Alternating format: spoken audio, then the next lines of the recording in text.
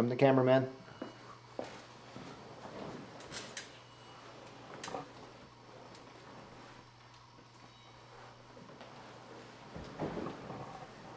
Thank you for taking your time and joining me today. I'd like to talk to you about something that's been a controversial issue here recently, education cuts and all of the teacher layoffs.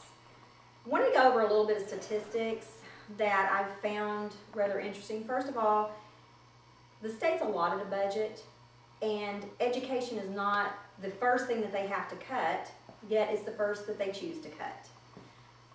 They have a lot of other areas that they could cut. For one, their pay.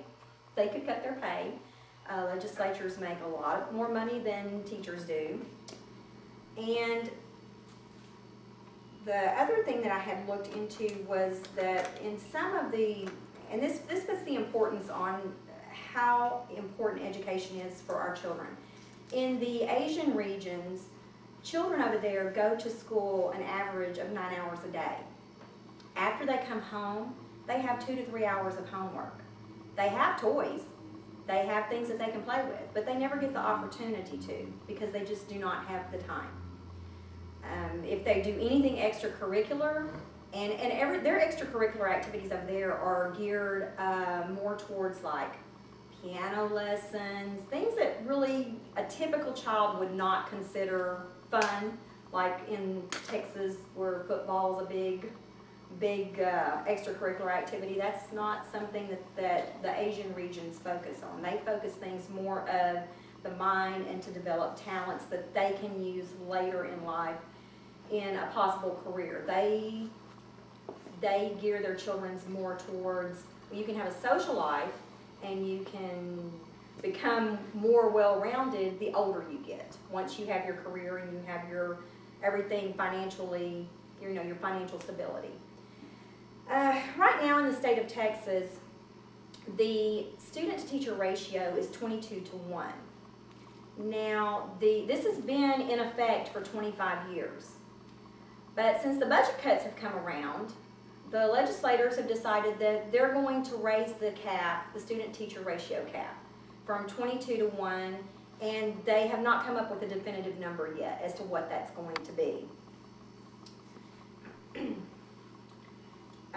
You take one teacher with 22 children at an elementary level, and you do not have the time to sit and go one by one and give individual instruction to each one of those kids at the rate that it's at now. You put 30 to 35 children at an elementary level that's high energy in with one teacher, and that teacher's not going to have time for any instruction. All that teacher is going to be doing is discipline. And I've seen it firsthand. I've seen it firsthand with 22 to 1. Because all it takes is one, and at the most, 2 children that are not going to sit and listen to a teacher and be disruptive, and that teacher has to spend all of their time focusing on those 2 children, and it takes away from the educational value of the other. That's at a 22 to 1 ratio. Like I said, if they put 30 to 35 in a class with one teacher, that's just going to completely dilute down the academic instruction that those children are getting. They are also taking areas that our children should be advancing in, especially competing with the Asian regions, such as computers, and they're manning those computer labs with paraprofessionals that they're training. And I am a paraprofessional myself, so I don't have anything against paraprofessionals, but there's some things that should be taught at an educational level by someone that is degreed. And I think that those, with computer being so important in today's technology, I do believe that that's one of the things. I'm going to show you real quick. This is, well, we'll take this one first, and we'll put a few drops in. This is the equivalent of a student-teacher ratio today. This is what's covered. If you add more students to the class, this is what you're going to get information-wise. The children are not going to be receiving as much education, as much valued as education as is needed. Do I have any questions at this time? Yes, I have a question. Okay. How can somebody voice their opinion against the budget cut?